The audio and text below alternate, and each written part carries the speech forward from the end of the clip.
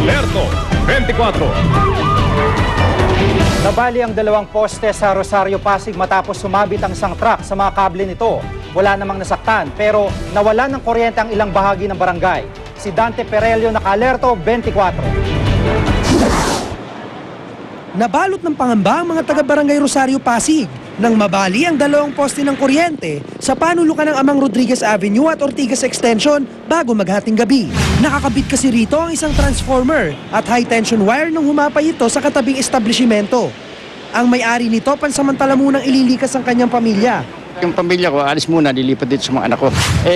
High tension ito hindi pa ginagalaw, baka bumagsak. Nabali ang poste nang sumabit ang mga nakalaylay na kable at makaladkad na isang nagdaraang 14-wheeler container van. Naiwasan daw sana ang sakuna kung agad tumugon ang mga kumpanya ng kuryente, telepono at cable sa kanilang panawagan. Ayon pa sa mga residente rito, matagal na raw nilang hinihiling na maiayos sa mga nakalaylay na linya ng kable. Ang problema, nagtuturo-turuan ng mga kumpanya kung sinong mag-aasikaso. Nagkulong naman ang driver sa kanyang truck dahil sa takot sa mga galit na taga-roon sa umano'y kanyang pagtakas matapos ang aksidente. Hindi kasi bubugbugin ako ng mga tao Kanina? Oo. Ba't ano yung napansin mo nung mga tao?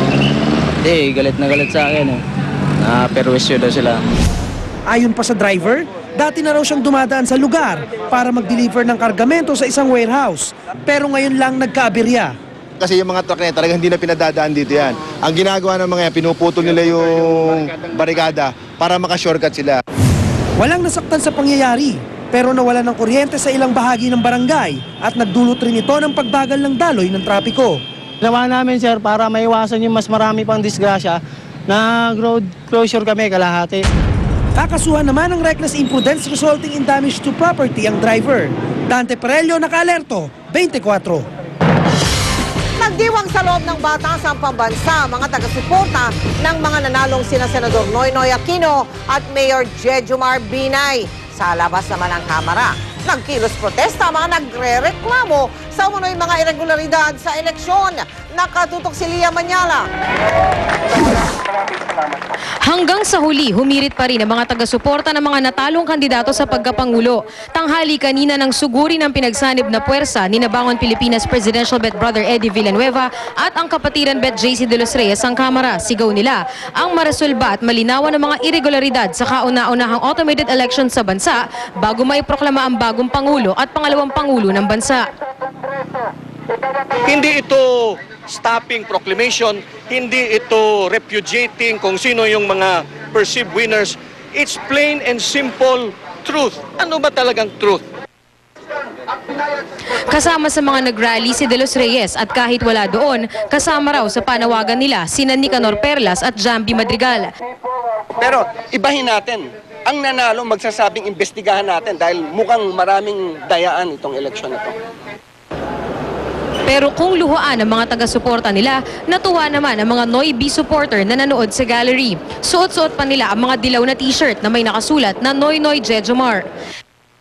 Wala nang hinanakit dapat ang ibang kandidato kasi yun ang naging desisyon ng mga tao. Hindi tulad sa mga nakaraang canvassing, hindi na puno ang gallery ng mga taga-suporta. Wala na rin ang mga nakaasul noon na supporter ni Senador Mar Rojas. Sa kabuuan ayon sa COMELEC, masasabing naging matagumpay ang eleksyon. Ito na nga raw ang naging pinakamabilis na canvassing sa kasaysayan ng bansa. We've never said that it would be a perfect elections, but we've always said that it would be a much better elections than previous elections. Lia Manyalak, nakatutok, 24 oras. 10 pampublikong eskwelahan ang iniimbestigahan ng Department of Education dahil sa paniningil umano ng matrikula sa mga estudyante. Inuulit po ng DepEd, libre ang pag-aaral sa lahat ng public school. Nakatutok si Julius Segovia. Problema ni Aling Leonora ang pambayad sa matrikula ng dalawang anak na nag-aaral sa Peñaranda National High School sa Nueva Ecija. Ayaw raw kasi papasukin ang kanyang mga anak dahil may balanse pa raw siya sa enrollment fees ng isang taon.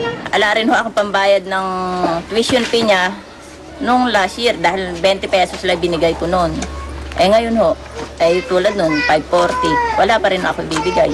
Reklamo naman ni Aling Mirna, Bukod sa matrikula, naniningil din daw ng ilang bayarin na wala namang resibong ibinibigay. Wala po binigay na resibo. Hindi po nila pinaliwanag kung saan yun. Hindi po nila pinaliwanag. Basta ang binigay lang nila sa akin yung kulay orange ba yun? Ay, kulay pink. Pinabulaanan ng eskwelahan ng reklamo, sabay sabing tinatanggap nila lahat ng mag-aaral maski walang pambayad. Pero sabi ng DepEd, kailangan magpaliwanag ng school head. They have to issue receipts. For failure to issue receipt, that is another offense.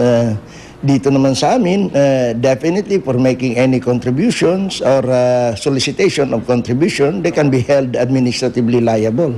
Kaugnay din sa no collection policy ng DepEd ang karaniwang idinudulog ng mga tumatawag sa command center. 10 eskwelahan na sa Metro Manila ang iniimbestigahan dahil sa umunoy paniningil ng matrikula at iba pang bayarin. 25 naman sa buong bansa ang nakasuhan na dahil sa paglabag sa no collection policy mula pa noong March 8. Muling giit ng DepEd, walang babayaran ng mga mag-aaral sa mga pampublikong paaralan. Kung meron man, voluntaryo lang. Kasama rito ang fees sa Red Cross, Boy at Girl Scout, Anti-TB Fund, PTA, School Publication at Student Organization. Paglabag sa DepEd order ang posibleng kaharapin ng sinumang school official na maniningil ng matrikula. Sa unang offense, bibigyan ng written reprimand. Pwede namang masuspend pag ginawa sa ikalawang pagkakataon at may tsansa ring maalis sa serbisyo pag third offense na. Binabalaan ko yung mga teachers at saka mga principals na kung pwede, they should not be making, asking any contribution from the students because the students and the parents know already the rights. Kung may reklamo, tumawag o di kayo mag-text sa DepEd Command Center Hotline 636-1663 at 0919-456-0027. Nagsama-sama naman ang iba't ibang sangay ng gobyerno para tiyakin na magiging maayos ang pagbubukas ng klase sa June 15. Julius Segovia, nakatutok, 24 Oras. Balita sa showbiz naman ngayon, ihahatid dyan ang kapuso nating si Iza Calzado. Iza! Thanks, Mel. Sobrang nag-enjoy raw sina Ding Dong Dantes at Marian Rivera sa kanilang month-long US concert tour. Ano naman kaya ang reaksyon ni Ding Dong sa balitang kino-consider siya ni Senador Noynoy Aquino na bigyan ng government post? Alamin sa chika ni Nelson Canlas. Ngiti ang pasalubong ni Ding Dong Dantes at Marian Rivera nang dumating sila kaninang umaga mula sa kanilang one-month work and leisure trip sa Amerika. 6 na US cities ang nilibot nila para mag-show. At nagtuloy din sila sa New York City kung saan nag-bonding lang daw sila. Ikinuwento ng dalawa na nagkasakit daw sila doon dahil sa pagod. Pero enjoy naman daw dahil sa init ng pagtanggap ng mga kababayan natin doon. Hindi din namin na-expect na ang dami pala naming fans club sa kahit saan doon. So nakakatuwa lang nakita nila kami, nagkaroon kami ng bonding kahit isang araw lang na ma-meet namin sila. Pero siguro mas emotional yung pag-alis rather than pagdating. Kasi siyempre matagal ulit kami hindi magkikita. Kinilig naman si Maria nang hingan siya ng reaksyon ng GMA News sa listahan ng sexiest women ng FHM. Nagpapasalamat si Marian sa mga bumoto sa kanya. Para naman sa number 1 fan ni Marian na si Ding Dong. Para sa akin number 1 siyempre. Number 1. Labis na ikinagagalak ni Ding Dong ang balitang napipisil siya ni presidential race frontrunner Noynoy Aquino na mamuno ng ahensya ng gobyerno ukol sa kabataan. Wala pa raw formal na inaalok sa kanya pero sa ngayon, magko-concentrate muna siya sa paggawa ng pelikula at bago nilang tambalan ni Marian na Endless Love. Then again, bago ko buksan yung isang bagay na yan, kailangan pa rin talaga mapag-usapan ng maayos yan. And like what I said, ayoko magkaroon ng premature na statements about that because it is a very important and very delicate subject eh. So, siyempre, gusto ko maging handa sa mga ganyang bagay kung sakali mang sasagutin ko siya. Nelson Canlas updated sa Showbiz Happening. Katrina Halili palaban pa rin sa issue ng sex video scandal. Handang sumama sa inspection sa hotel kung saan daw kinuna ng video. Tutukan yan. Susunod! Lecture ni dating US Vice President Al Gore tungkol sa climate change, dinaluhan ng mga kilalang personalidad. Umano'y abortionista na huli raw sa akto ng mga tanod. Premiere ng Pinoy musical na Emir, dinagsarin ng mga sikat. At 3 Pinay golfers, kampiyon sa International Golf Tournament sa Singapore. Tutukan lahat ng yan, susunod na dito sa 24 Oras.